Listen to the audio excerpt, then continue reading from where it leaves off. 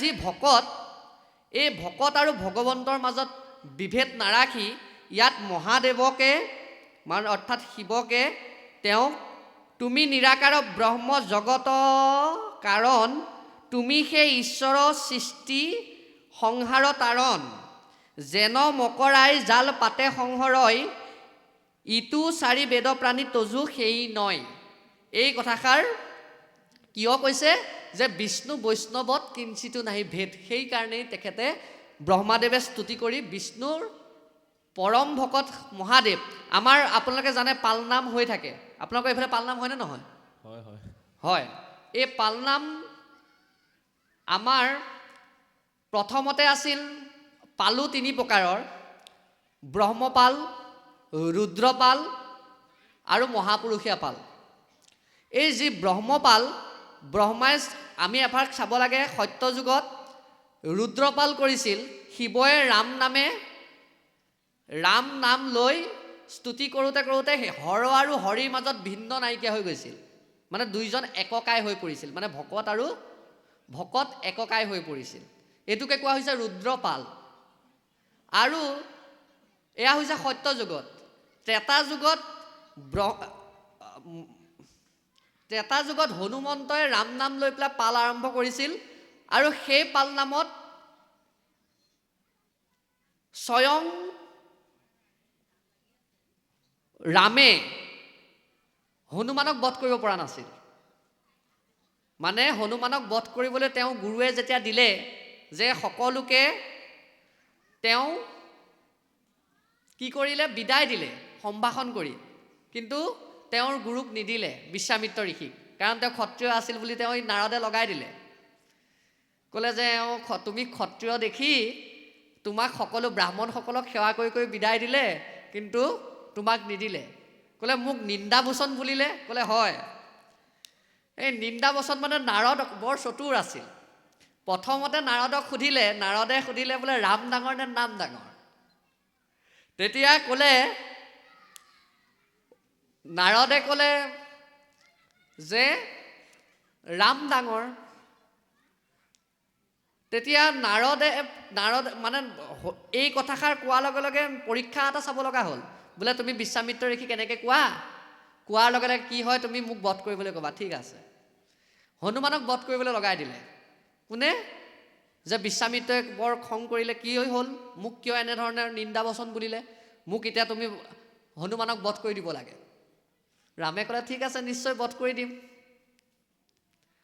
আপুনি যেতিয়া কৈছে বধ কৰিবই লাগিব, গুৰু বাক্যটো পালন কৰিবই লাগিব, কাৰণ ৰঘুকুলসকলৰ এটাই বাক্য আছিল যে প্ৰাণ যায় পাৰে বচন নাযায়। তই বচন কেতিয়াও ভংগ হ'ব নালাগে, আগতেই বাক্য লৈ লৈছে। তই কানি কুটি হনুমানক ক'লে তুমি বহা আৰু মই তোমাক বধ কৰিব লাগিব। ক'লে ঠিক আছে, কিন্তু তেওঁ নাম ল'ব। সেই নাম লৈ থাকোঁতে বহুতখিনি শস্ত্ৰ মাৰিলে, কিন্তু তেওঁ হনুমানক একো কৰিব নোৱাৰিলে। শেষত গৈ ৰাম অস্ত্ৰ, জীপাত অস্ত্ৰ তেওঁ মানে লংকা যুদ্ধৰ সময়তো ব্যৱহাৰ কৰিব লগা নাছিল। ইমানেই শক্তিশালী অস্ত্ৰ সেইভাগ ব্যৱহাৰেই কৰিব লগা হোৱা নাছিল। সেই অস্ত্ৰপাত মাৰিবৰ কাৰণে যেতিয়া সাজু হ'ল, বিশ্বামিত্ৰই ক'লে নাই নালাগে আৰু, মই হাৰ মাৰি দিলোঁ। তেতিয়া নাৰদে কৈছিল এতিয়া কওক ৰাম ডাঙৰ নে নাম ডাঙৰ? ৰাম ডাঙৰ নহয়, নামহে ডাঙৰ। যে নাম লৈ থকাৰ কাৰণে ৰামেও বধ কৰিব নোৱাৰিলে। আৰু সেইকাৰণে আপুনি নিজে চাওক, হনুমানে উৰি গ'ল, ৰামে আকৌ সেইটো বান্ধিব লগা হ'ল। এয়া উদাহৰণ বাৰু, যি নহওক। ত্ৰেতা যুগত হনুমানে ল'লে। দ্বাপৰ যুগত যেতিয়া কালী হ্ৰদত কালীক বধ কৰি থকা হৈছিল, কালী বধ বুলি কোৱা হয়, কালী দমন, যেতিয়া দমন কৰিব লগা হৈছিল, এই দমন কৰোঁতে কালীৰ পত্নীসকলে কৃষ্ণক স্তুতি কৰিছিল। সেই ভাগক এভাগ পাল বুলি ধৰা হয়।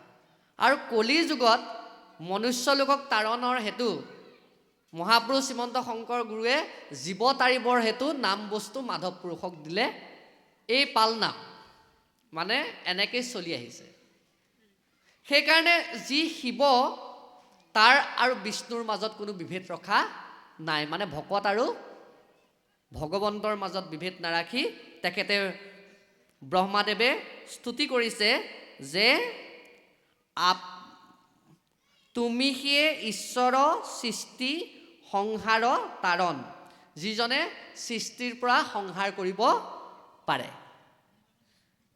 আৰু কৈছে তুমি নিৰাকাৰ ব্ৰহ্ম জগত কাৰণ। ইয়াত নিৰাকাৰ ব্ৰহ্ম বুলি কোৱা হৈছে, যিটো মূল সত্তা, আমাৰ যিটো আধ্যাত্মিক বুলি অথনিও কৈ আছিলোঁ, আমি প্ৰত্যেকেই হৈছোঁ এটা পৰমাত্মাৰ অংশ। কেনেকৈ সাগৰৰ পৰা এটোপ পানী লৈ আহিলে পুনৰ গৈ সাগৰত লগ খুৱাই দিলে সেই পানীখিনি ধৰা পৰিব জানো? কেতিয়াও নপৰে।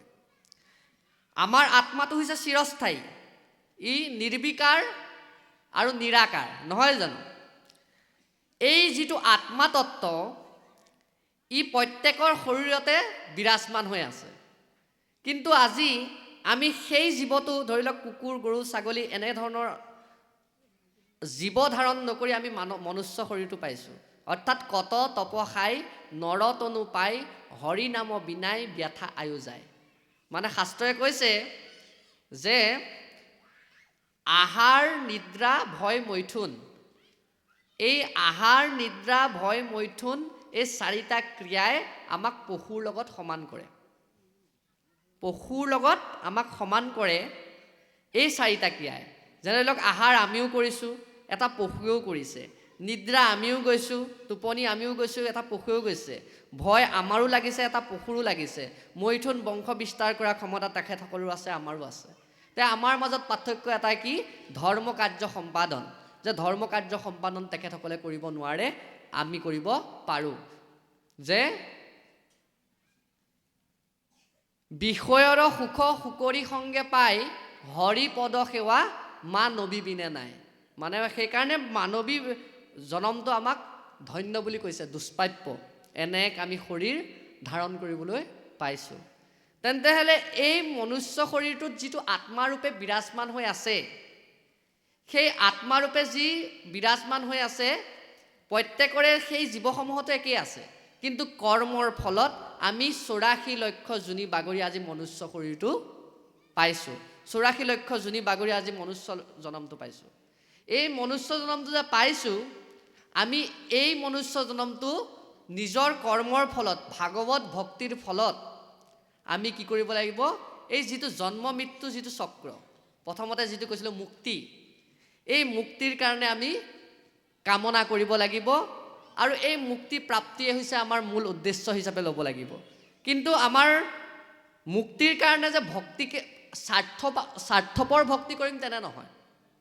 যে আমাৰ কামটো হৈছে অকল ভক্তি কৰা, আৰু ভক্তি এনেকুৱাকৈ কৰিম যে ঈশ্বৰে নিজে নিজে যি স্থান দিয়ে আমি তাকেই, তেওঁ যেনেকৈ দিয়ে আমি গ্ৰহণ কৰি ল'ম। যে আমাৰ যি মুক্তি, পঞ্চ প্ৰকাৰৰ মুক্তি, মূৰ্তি মন্ত হৈয়া পঞ্চ প্ৰকাৰ মুকুতি, মুক লৈও বুলি বাপ কৰন্ত কাকুতি। মানে মুক্তি 5 প্ৰকাৰৰ, সি হৈছে নিৰাকাৰ। কিন্তু যেতিয়া আমি কৃষ্ণৰ নাম ল'ম, সেই মুক্তিয়েও সাকাৰ ৰূপ ধাৰণ কৰি মোক লোৱা বুলি আমাক ভকতসকলক ক'ব যে হে বাপ, তুমি আমাক গ্ৰহণ কৰা। তেতিয়াহ'লে আমি সেই মুক্তিৰ পিছত ঘূৰি ফুৰাটো আমাৰ উদ্দেশ্য হ'ব পাৰে জানো? কেতিয়াও নোৱাৰে। আমি মুক্তিৰ পিছত ঘূৰি ফুৰা আমাৰ মূল উদ্দেশ্য হ'ব নোৱাৰে। আমাক মুক্তিয়ে বিচাৰক, আমি মুক্তিলৈ বাঞ্ছা কৰিব নালাগে। সেইকাৰণে আমাৰ উদ্দেশ্যটো হৈছে মাত্ৰ ভক্তি কৰা। এতিয়া ঘটনাটো হৈছে, যেতিয়া আমাৰ এই আত্মাটো যেতিয়া পৰমাত্মাত মিল যাব, এই পৰমাত্মাটো সেইকাৰণে কৈছে যে ঈশ স্বৰূপে হৰি সবঘতে বৈঠহ জৈচন গগন ব্যাপী, যে ঈশ্বৰৰূপে প্ৰত্যেকটো ঘটতেই বিৰাজমান হৈ আছে।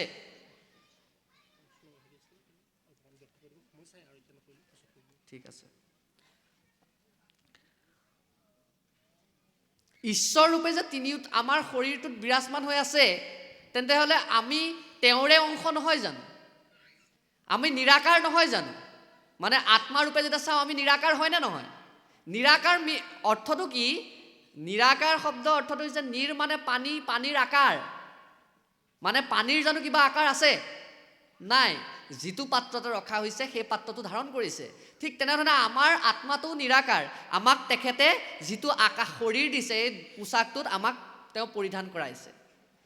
সেইকাৰণে ঈশ্বৰক নিৰাকাৰ বুলি কোৱা হয়, যিটোৰ পৰা প্ৰত্যেকটো আকাৰ ধাৰণ কৰে, যাৰ পৰা প্ৰত্যেকটো আকাৰ সৃষ্টি হয়, তেওঁৱে হৈছে নিৰাকাৰ।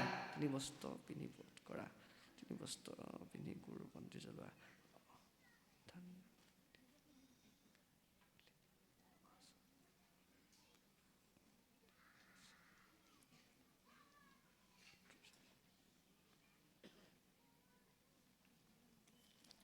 হৰি নামক কীৰ্তনত নাহি দেশ কালপাত্ৰ, নিয়ম সংযম একো বিধি। এটা প্ৰশ্ন আহিছে দেখি মই এইখন ক'লোঁ।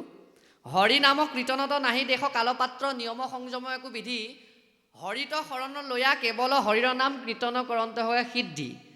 এবাৰ মই এইটো কাহিনী, আপুনি প্ৰশ্ন কোনে কৰিছে নাজানো বাৰু, আমাৰ মহাপুৰুষৰ যিটো আদৰ্শ, মই অথনিয়ে কৈছোঁ, অলপ আগতে কৈ থৈ গ'লোঁ যে আন বৈষ্ণৱ ধৰ্ম বা অসমৰ বাহিৰৰ বৈষ্ণৱ ধৰ্মই হওক বা বাকী ধৰ্মৰ লগত নিমিলে, একে সম্পূৰ্ণ আকাশ পাতাল পাৰ্থক্য।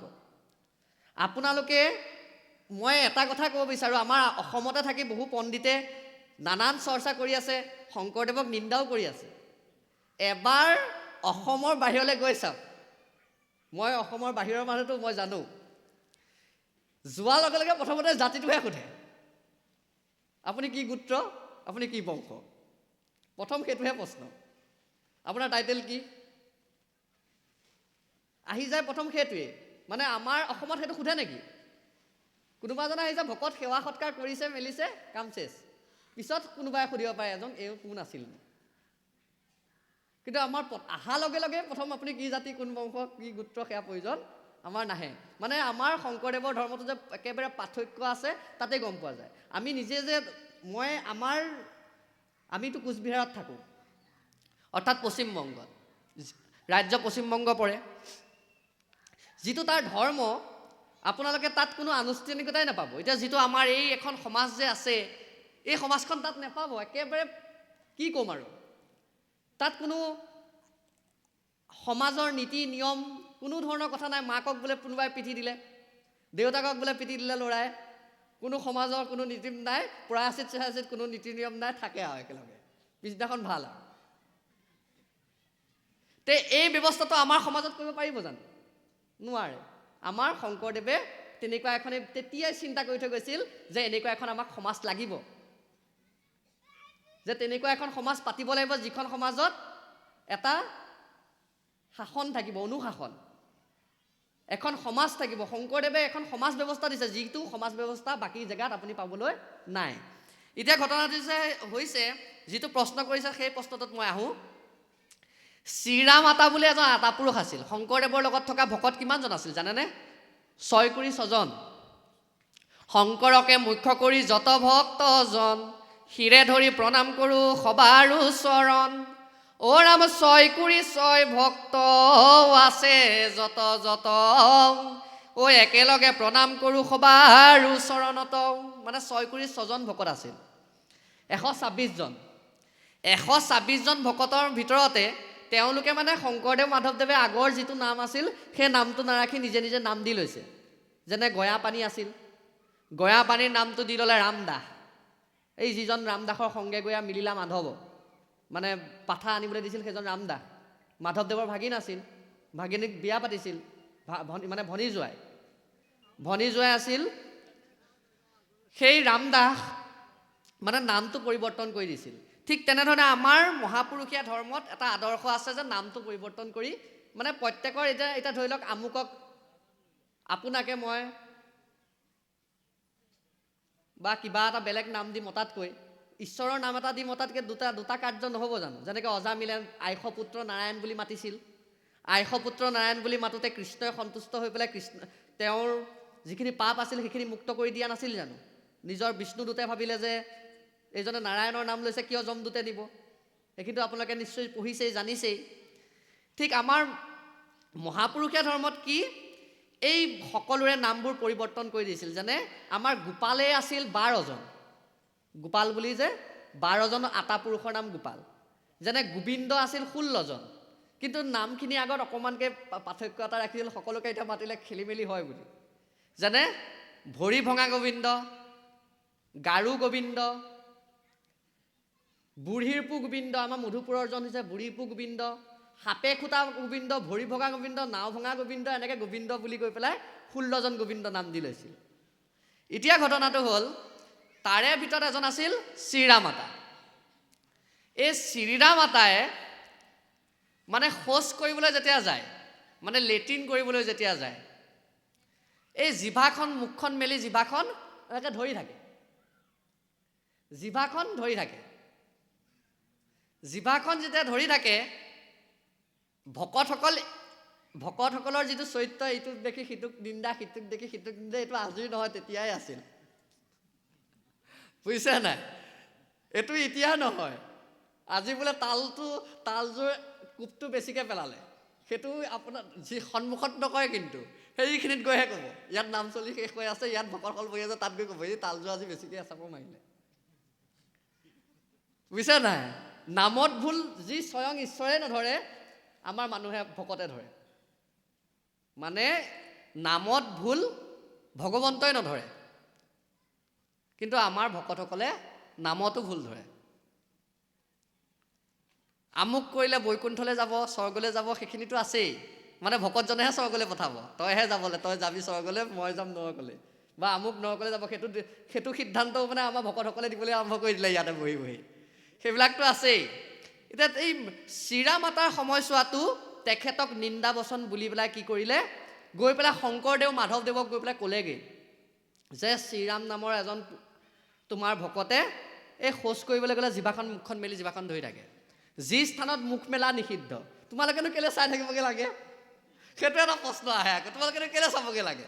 কিন্তু যিয়ে ধৰক চাইছিল, সেইকাৰণে এটা ঘোষা সৃষ্টি হ'ল, সেইকণ সময়তে এটা ঘোষাৰ সৃষ্টি হ'ল। যেতিয়া জিভাখনত ধৰি থাকে, মুখখন মেলি থাকে, গৈ পেলাই যেতিয়া ক'লেগৈ, কোৱাৰ লগে লগে শংকৰদেৱ মাধৱদেৱে বহি আছে, বোলে শ্ৰীৰামক মাতিবাচোন, আজি সুধিম কথাষাৰ, তেওঁ কিয় এনে কাৰ্য কৰে। আমি কওঁতেই খেলি মেলি হ'ব পাৰে, কওঁতেও খেলি মেলি হ'ব পাৰে ন, বুজাত ভুল হ'ব পাৰে। মানে এঠাইত এবাৰ এনেকুৱা হ'ল, মই শুনিছোঁহে, দেখা নাই, এজন গোসাঁই নাম গাবলৈ ধৰোঁতে পোনভাগ খুলি থাকিলে, তাত তেওঁ আৰু নক'লে, তেনেকৈ বহি গ'ল। ভকতৰ ওচৰত লাজ পাইছে, ভকতসকলে ভাবিলে পোনটো খুলিয়ে নাম গাব লাগে, সেইকাৰণে তেওঁলোকে পোনটো খুলি পেলাই নাম গোৱাত লাগিছে, বুজিছা নাই? এই ঠিক তেনেধৰণে কিবা তেওঁ বুজাত খেলি মেলি হ'বও পাৰে, মই বুজাই দিম, শ্ৰীৰামক মাতিলে, বোলে শ্ৰীৰাম তুমি এনেকুৱা কাৰ্য কিয় কৰা, তুমি এনেকুৱা কৰা বোলে মই সুধিছোঁ। তেতিয়া ক'লে হয় বোলে দুখটো কিন্তু আপোনাৰে।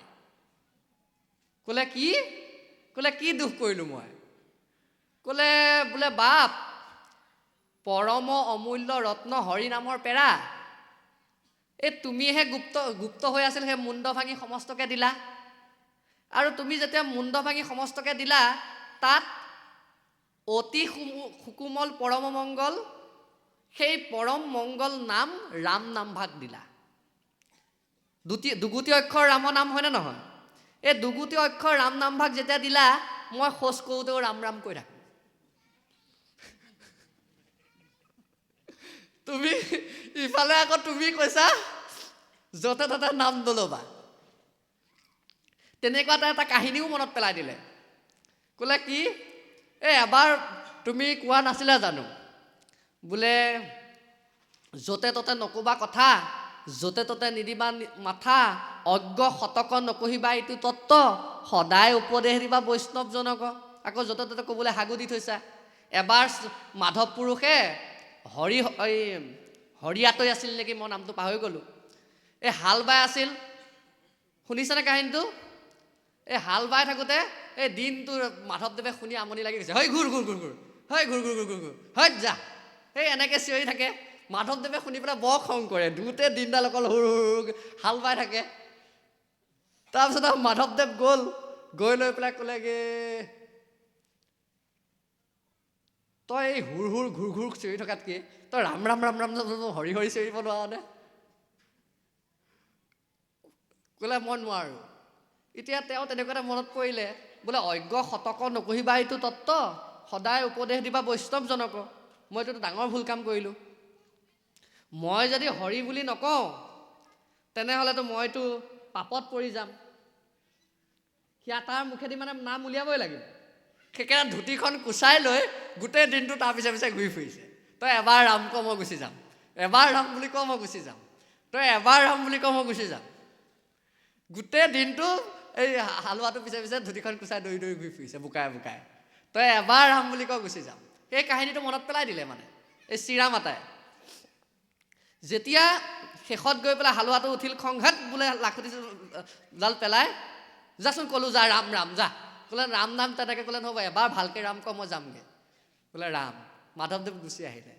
এইটো কাহিনী আছে তেনেকৈ। তাহাঁত মাধৱদেৱ গুচি অহাৰ পিছত পিছদিনাখন তেনেকেই গ'ল। ৰাতি সপোনত দেখিলে যে যমদূতে আনি ধৰিবলৈ আহিছে।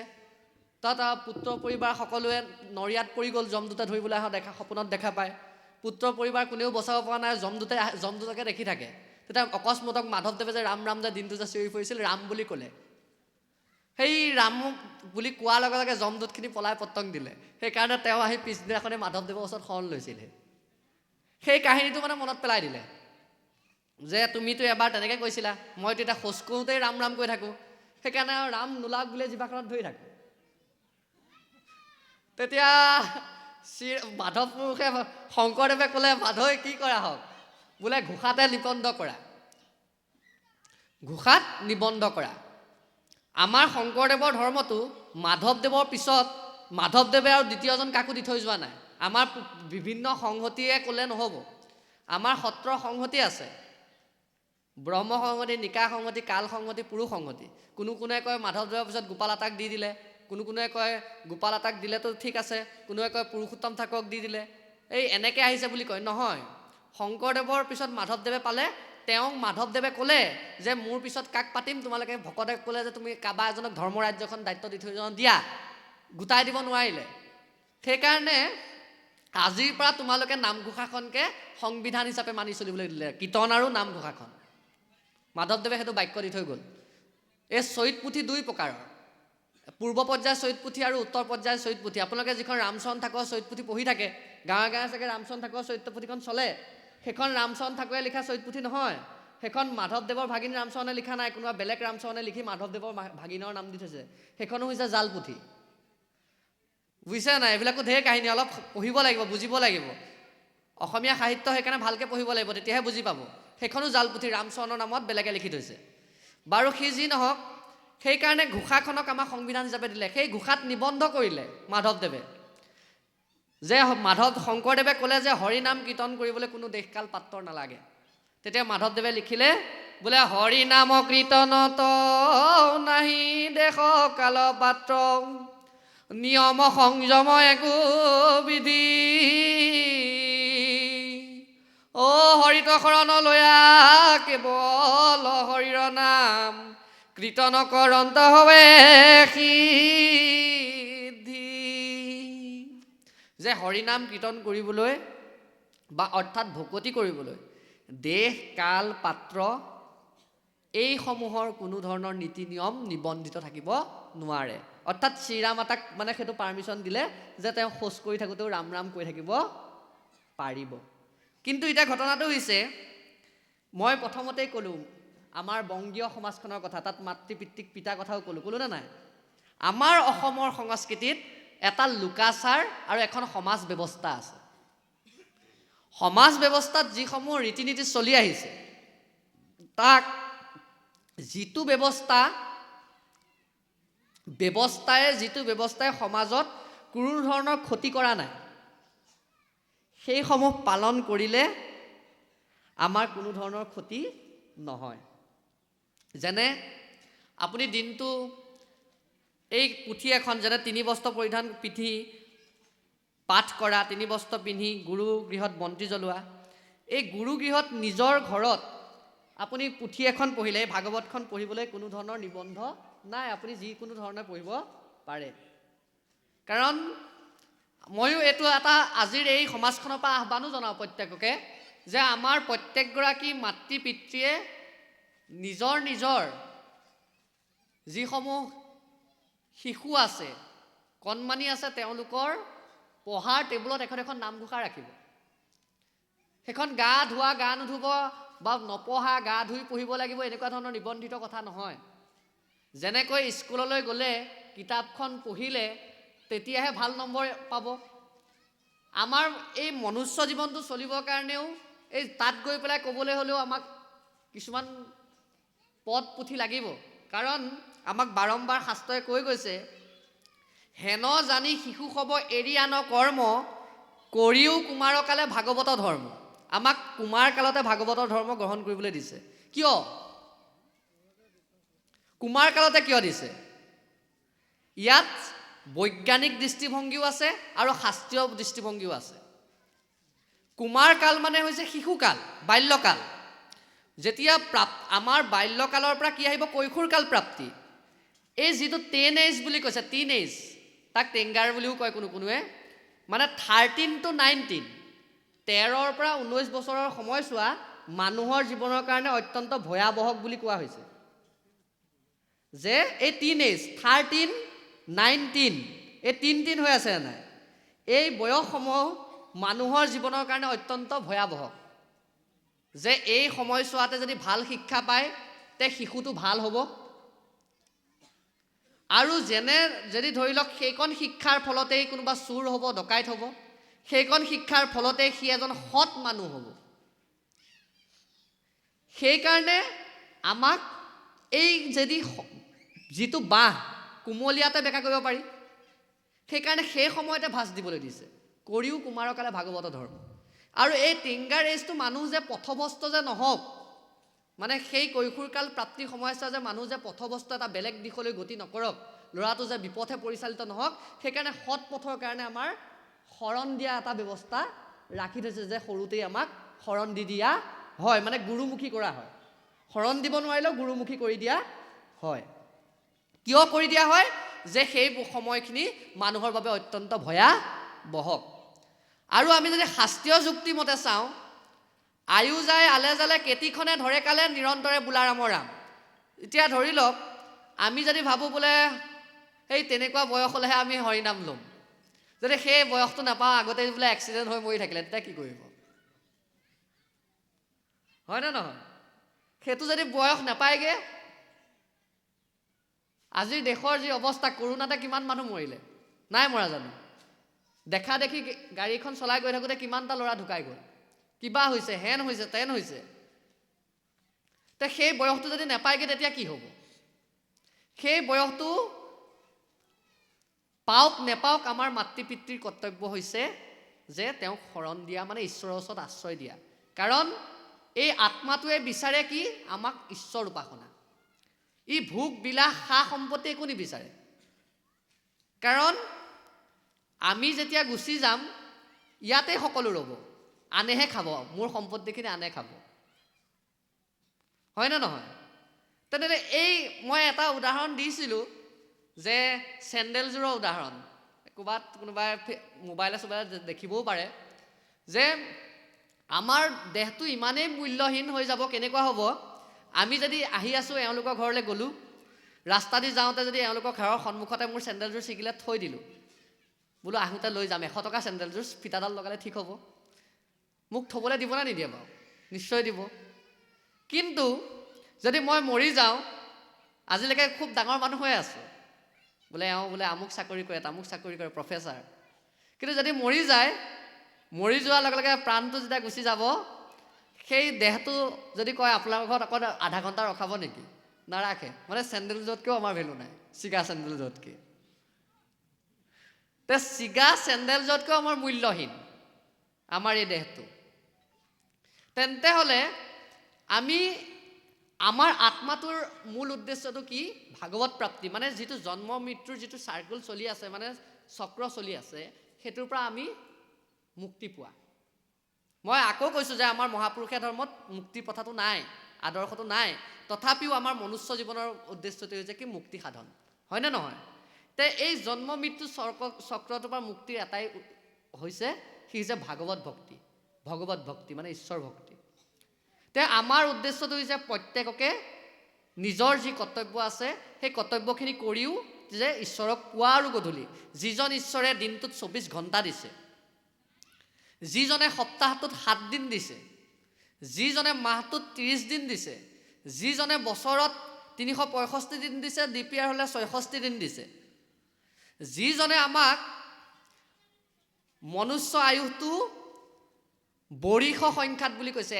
মনুষ্য বছৰ মানে আয়ুস হৈছে 100 বছৰ দিছে। মনুষ্যৰ আয়ুস 100 বৰিষ সংখ্যাত 100 বছৰ দিছে। তেওঁৰ কাৰণে আমি কি পুৱা আৰু গধূলি 10 মিনিট সময় দিব নোৱাৰিম নেকি? পুৱা আৰু গধূলি যে আমি তালযোৰ লৈ পেলাইহে প্ৰসংগ কৰি থাকিলে ঈশ্বৰে পাব নেকি? অকণমান গুৰু ঘৰ ভাগত বহি, গুৰু ঘৰেই হওক বা য'তেই নহওক, একেবাৰে গুৰু ঘৰতে বহিব লাগিব বুলি কোনো কথা নাই। য'তেই নহওক বহি পেলাই যে নিজৰ মনটো শুদ্ধ বুলি ভাবি য'তেই থাকক, যেনেকেই থাকক, ঈশ্বৰক উপাসনা কৰাই হৈছে মূল আমাৰ উদ্দেশ্য।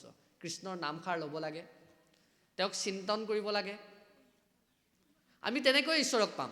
কিন্তু আমাৰ এটা সমাজ ব্যৱস্থা আছে, পুনৰ কওঁ, সমাজত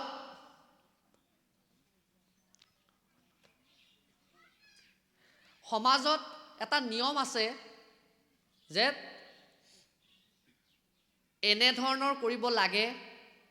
সমাজৰ যিটো নিয়ম আজিৰ পৰা গতানুগতিকভাৱে চলি আহিছে, সেইটো পৰাপক্ষত আমি উলংঘা নকৰিলেই ভাল। কিহক যে, কিন্তু মই এটা কথা কৈ দিওঁ, এইটো প্ৰশ্ন যোনে কৰিছে তেওঁক আকৌ ক'ম যে ঘৰত আমি যি কৰোঁ তাত আমাৰ কোনো আপত্তি নাই। এটা সমাজলৈ যেতিয়া গুচি আহোঁতে, সমাজ, তুমি ধৰি লোৱা, মই তোমাৰ উদাহৰণটোকে দিছোঁ, তুমিয়ে যদি প্ৰশ্নটো সুধিছা, মই উদাহৰণটো দিলোঁ। তুমিয়ে এখন সমাজ নহয়, এখন সমাজ এটা চলি আহিছে, মানে ধৰি লওক 50 জন 60 জন মিলি এখন সমাজ চলি আহিছে।